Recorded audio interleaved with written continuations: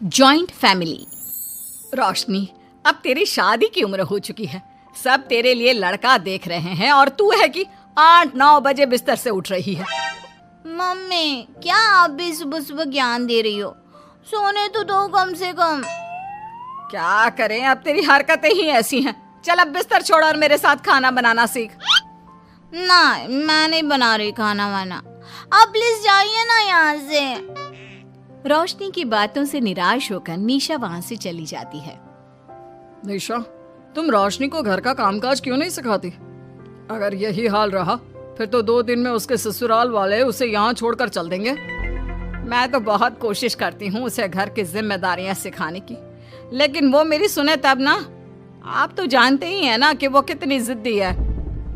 हमें निशा के लिए एक ऐसा लड़का ढूंढना होगा जिसका भरा पूरा परिवार हो, सास ससुर से लेकर जेठ जिठानी देवर ननद सब हो। यहाँ ना सही, लेकिन शादी के बाद उसे वहाँ अपनी जिम्मेदारियों का एहसास जरूर होगा।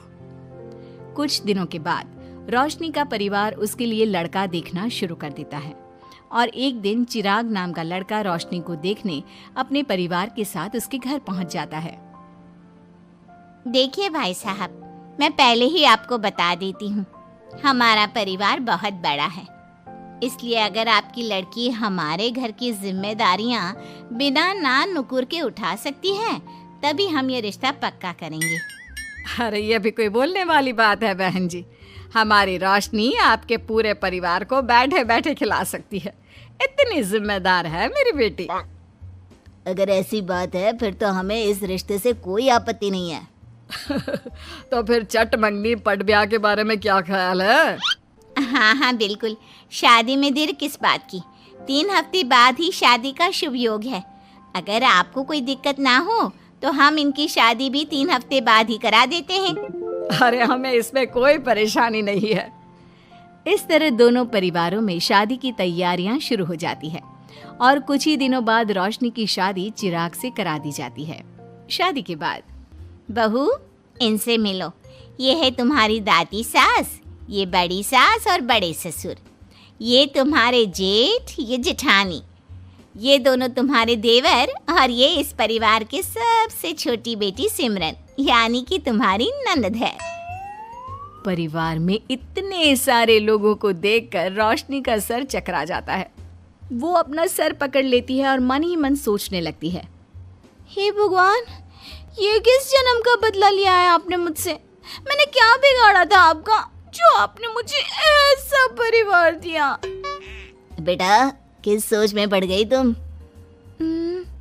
और कितने लोग हैं आपके परिवार में? बस हम इतने ही लोग हैं बेटा, ज्यादा लंबा परिवार नहीं है हमारा। अब इससे लंबा और कितना बड़ा परिवार होगा आपका? ये ससुराल कम चिड़ियाघर ज्यादा लग रहा है। कुछ कहा क्या तुमने बेटा? नहीं मम्मी जी, वो मैं बहुत थक गई हूँ, तो क्या अब मैं सोने जा सकती हूँ? हाँ क्यों नहीं बहू। चिराग, बहू को अंदर कमरे में लेकर जा। जी माँ। चिराग रोशनी को अंदर कमरे में लेकर जाता है। चिराग, मुझे यहाँ नहीं रहना, मुझे अलग रहना है। ये तुम क्या बोल रही हो रोशनी? अभी तो आई हो तुम और अभी अलग होने की बात कर रही हो। परिवार वालों को पता चलेगा तो कितने दुखी होंगे वो लोग। मुझे नहीं मतलब किसी से, और इसे तुम परिवार कहते हो? ये परिवार कम कोई गली मोहल्ला ज्यादा लग रहा है। रोशनी, अभी तुम नई हो इस परिवार में, इसलिए शायद तुम्हें ऐसा लग रहा है। कुछ दिन में आदत हो जाएगी तुम्हें। चिराग की बात सुनकर रोशनी अपना सर पकड़ लेती है। आपको समझाना तो दीवार में सर पटकना है। मैं सो रही हूँ, लाइट ऑफ मत करना, मुझे अंधेरे में नींद नहीं आती। इतना बोलकर रोशनी बिस्तर पर लेट जाती है। रोशनी को देखकर चिराग का मुंह खुला का खुला रह जाता है। वो भी पैर पटकते हुए बिस्तर के दूसरे कोने में अपना मुंह मोड़कर सो जाता है। अगले दिन, देवरानी जी, आप उठ भी जाइए, सुबह के 6 बज चुके हैं। सोने दो ना मम्मी, क्यों परेशान कर रही हो? देवरानी जी, मैं आपकी मम्मी नहीं जेठानी हूँ। सुबह सुबह क्या मजाक है मम्मी? इतना कहकर रोशनी अपनी आंखें मसलते हुए उठती है और अपनी जेठानी को देखकर चौंक जाती है। दीदी आप यहाँ? पिछले 1 घंटे से तुम्हें उठा रही हूँ, लेकिन तुम हो कि अब उठ रही हो? लेकिन अभी तो सिर्फ 6 बज रहे हैं, आपने मुझे उठाया क्यों? वो इसलिए क्योंकि आज तुम्हारे इस घर में पहली रसोई है, तो खाना आज तुम्हें ही बनाना होगा ना। क्या? मुझे पूरे मोहल्ले के लिए खाना बनाना पड़ेगा? नहीं रोशनी, तुम्हें पूरे मोहल्ले के लिए नहीं, सिर्फ परिवार के लोगों के लिए ही खाना बनाना है। आपका परिवार किसी मोहल्ले से कम है क्या? कुछ कहा क्या तुमने? हाँ नहीं दीदी, आप चलिए, मैं अभी फ्रेश होकर आती हूँ। आरती वहां से चली जाती है, जिसकी थोड़ी देर बाद रोशनी भी रसोई में जाकर मजबूरी में सबके लिए खाना बनाने लगती है। पूरे 2 घंटे मेहनत करने के बाद उसका खाना बनकर तैयार होता है। वाह बहू, खाना तो बड़ा स्वाद बना है।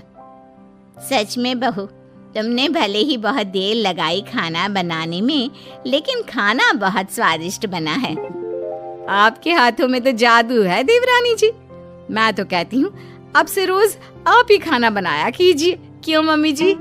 हाँ हाँ बेटा, बिल्कुल ठीक कहा तुमने। रोशनी, आज से रोज तुम ही खाना बनाना। ये सुनकर रोशनी चौंक जाती है। खाना खाने के बाद सभी लोग रोशनी को शगुन का नेक देते हैं और फिर अपने अपने रूम में चले जाते हैं। क्या यार रोशनी, इतना टेस्टी खाना बनाना जरूरी था क्या? अब फंस गई ना तू। ये सब माँ पापा की वजह से हो रहा है, उनके कारण मुझे ये सब झेलना पड़ रहा है। रोशनी गुस्से में अपने रूम में जाती है और अपनी माँ को फोन मिलाती है। मम्मी, मैं आपको कभी माफ नहीं करूंगी।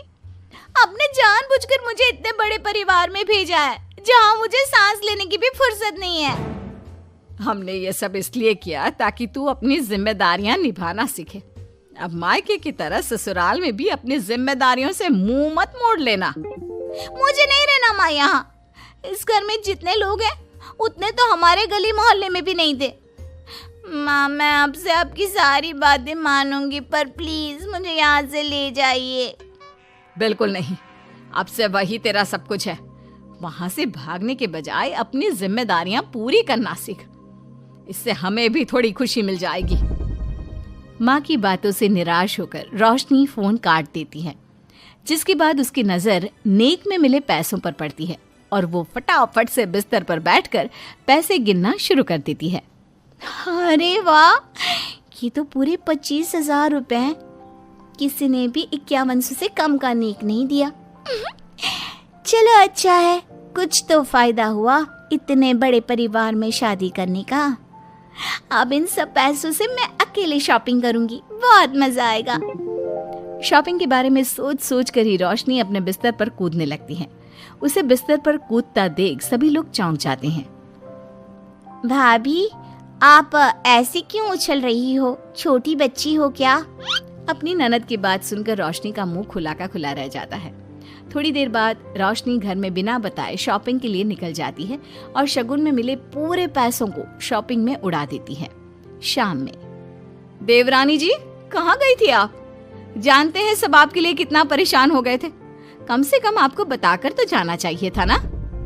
सॉरी दीदी, मैं आप लोगों को बताना भूल गई।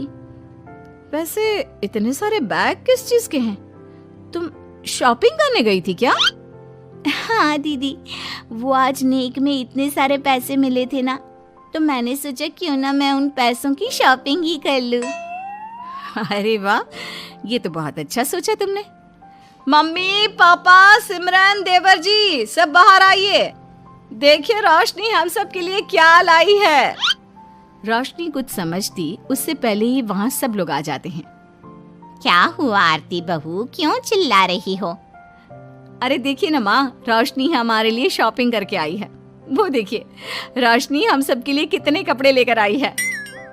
आरती की बात सुनकर रोशनी के पैरों तले जमीन खिसक जाती है। उसके मुंह से एक शब्द तक नहीं निकलता। सच में भाभी, आप कितनी अच्छी हो। बेटा, हम सबके लिए तुझे खरीदारी करने की क्या जरूरत थी? अभी तेरी नई नई शादी हुई है, तुझे अपने लिए लेना चाहिए था ना। एक काम कर, ये सारे कपड़े तू ही रख ले, किसी को कुछ देने की जरूरत नहीं है। चलो कोई तो समझदार है इस घर में। वाह भाभी, कितनी सुंदर ड्रेस है। ये शॉर्ट ड्रेस मुझे पता है आप मेरे लिए ही लाए होंगे, है ना? इसे मैं रख लेती हूँ। माँ, रोशनी इतने प्यार से सबके लिए कपड़े लेकर आई है, हमें मना नहीं करना चाहिए। तू सही बोल रही है बेटा, उसका मन रखने के लिए मैं ले लेती हूँ 1-2 साड़ियाँ। रोशनी झूठी मुस्कान लिए खड़े होकर सब देखती रहती है। देखते ही देखते उसके लाए सारे कपड़े घर वाले आपस में बांट लेते हैं और अब सिर्फ एक रुमाल को छोड़कर उसके पास कुछ नहीं बचता। अब ये रुमाल भी क्यों छोड़ा, इसे भी ले ही लेते। इतने में ही सिमरन रोशनी को आवाज देती है। भाभी, वो गलती से रुमाल रह गया है, क्या वो मुझे मिल सकता है? रोशनी वो रुमाल भी सिमरन को दे देती है।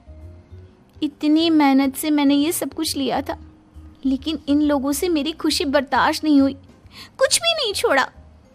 थोड़ी देर बाद रोशनी का पति भी वहां आ जाता है। मैंने सुना है आज तुमने सभी के लिए खरीदारी की है, तुम मेरे लिए कुछ लेकर नहीं आई? बस फिर क्या था, इतना सुनते ही रोशनी का पारा हाई हो जाता है और वो चिराग को घूरने लगती है, जिससे चिराग डर के मारे वहां से खिसक जाता है। हाय रे, फूटी किस्मत मेरी, जो ये जॉइंट फैमिली मेरे मत्थे चढ़ी।